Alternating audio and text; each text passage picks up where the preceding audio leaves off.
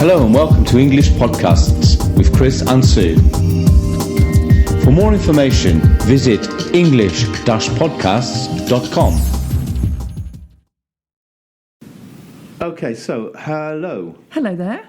Now, how much do you know about tea? Well, I know that it can be drunk a lot, and it's from China and India. It can be green, it can be white, it can be black, it can be different flavours. Am I impressing you by my knowledge? Absolutely.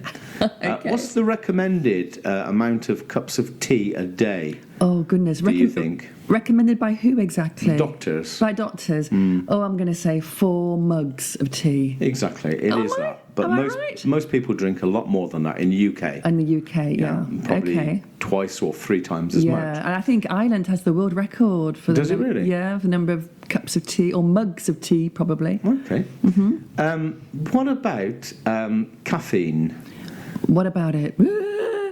Well, compared to coffee, how much caffeine do you think tea has? More or less? Well, as you're asking me this question, I'm going to guess that it has more caffeine. But normally I wouldn't have thought so, but as you're looking at me, I'm going to say more. Hold on, you said I would guess it was less, and then I sort of shook my head a little bit, and then you backtrack. Well, it's got 50% less than coffee. Oh, has it? Yeah, Okay. Apparently it has less. Okay. And also it has, it depends which tea, because you mentioned 3 teas, the white, the green. Mm-hmm. Where do the green and the white and the black tea come from? Oh, goodness me. I don't know.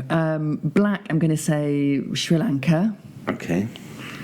Green, I'm going to say China. I'm really guessing at this. Okay, and white? A white, Russia? I don't know. Well, I don't know.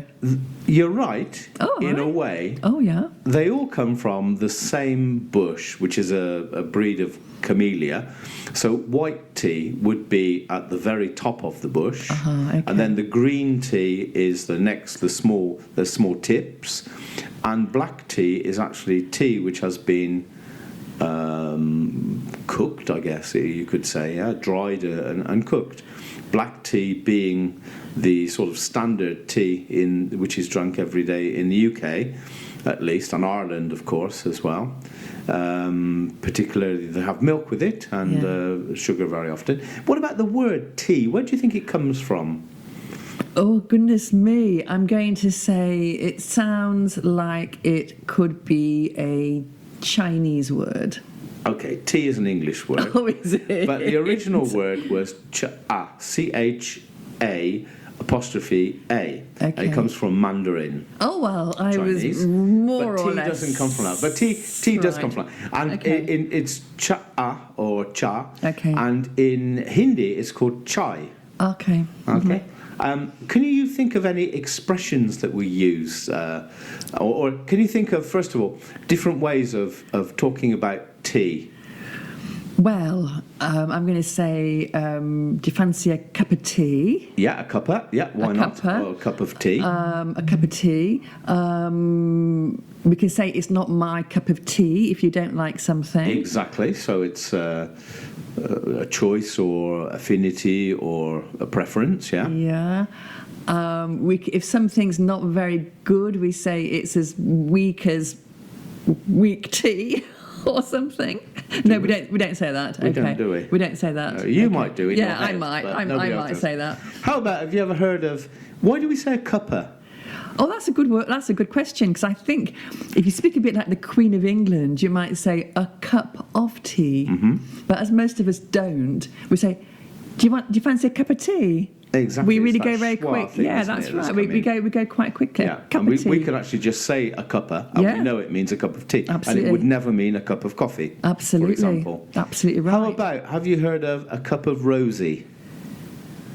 No. You've never heard of I've heard of a glass of rosé. Rosé? I'm talking about rosé. No, rosy. Hold on, let me guess. This must be Cockney rhyming slang. It's Cockney rhyming slang. Can you finish the rhyme? No, I can't. It's a cup of Rosie Lee. Oh, a cup of Rosie Lee tea. Okay, got Who you. was supposed to be a gypsy fortune teller. Because people, well, in fact, there are people who still read tea leaves in the bottom of a cup to give the future or the fortune of the present. How about a cup of char? That must come from... No, but we could say that. I love a cup of chai. We can. Which probably comes from chai, from India. Yeah, You know, I'm thinking in the old days when there used to be like a tea lady going round the offices. The char lady. The char lady. Exactly. Who also, if you talk about a char lady, not only did she make tea, but she used to clean as well. That's it can true. mean a cleaner. That's true. But if you take a train in India, then outside you would have, and sometimes inside the train, you have a chaiwala. Okay. And it's the person that comes and gives you this very sweet tea, because Indian tea is slightly different to English tea. Mm-hmm. It has milk, but it's virtually 50-50. Okay. Whereas in English tea, or British tea, or Irish tea as well, it's normally just a splash of milk. Yes. The French say a cloud of milk. Oh, do they? Yes, you're right, they do. Yes, they do. Nuage de lait. That's and right. we never say that in English, but they tend to think that we do. But India, it's half and half, and it's spiced as well. It's got cinnamon, it's got cardamom, black pepper as well, and I love Indian tea. But, how about I'd love a nice cup of tea? This seems really strange to me because nobody would ever say, I'd like a horrible cup of tea. Yes, that's true. It's How true. about, as well, a cup of Builders? I've never heard that, but I know exactly where you're coming from, but I've never heard it. Okay, Builders tea is strong Absolutely. tea in a mug, which builders would make, because before a builder would start work, or anybody who's digging the road up in the UK, they would set up their tent and they would have their kettle boiling away to make their tea. That's what they do. So a cup of Builders is quite strong tea with milk and obviously sugar. But people will say, I'd love a brew. That's true. I'd love a brew, a quick brew. Yeah, milk and two. Mm-hmm. That's a brew, true. Milk and two. That's true. Milk and 2 sugars. Mm-hmm. Also, people could also say, I could murder a cuppa. Oh, absolutely. I could kill for a cuppa. Yeah, people often say that. How about a storm in a teacup?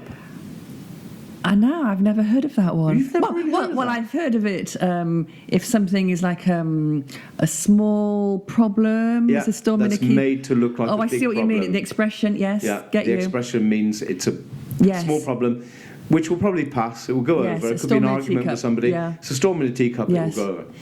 And how about, as well, not for all the tea in China? Oh, absolutely. Yeah, absolutely. I wouldn't drink black tea for all the tea in China. Yes, that's true. Like, I'd never do that. Never, ever. Yeah. Yeah, so anyway, that was a little bit about tea, which became, in fact, by the mid-18th century in England, at least, it became the favourite drink of everybody. Yes, and why was that?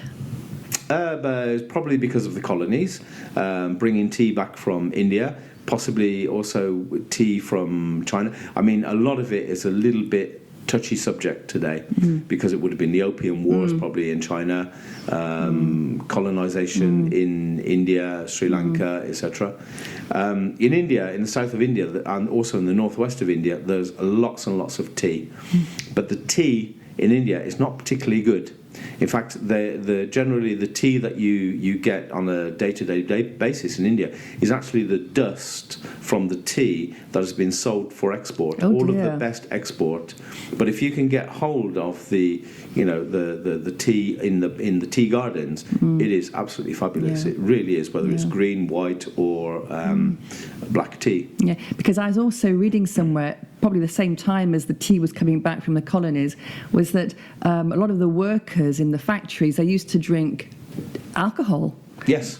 Because the water was so bad. Exactly. So it took over from ale and gin. Absolutely, in because the UK. it was more. I suppose it was healthier, and the water was boiled. Exactly. And it was a way to keep people from being sick and being drunk at work. Exactly. Yes. Yeah. Okay. Thank you very much. Well, thank you, Chris. More tea, Vicar? Lovely. I'd love some. Thank you. We hope you enjoyed today's podcast. Join us again at english-podcasts.com and subscribe to our podcasts on iTunes. And if you have an idea for a podcast or a blog, please get in contact with us through the site at english-podcasts.com.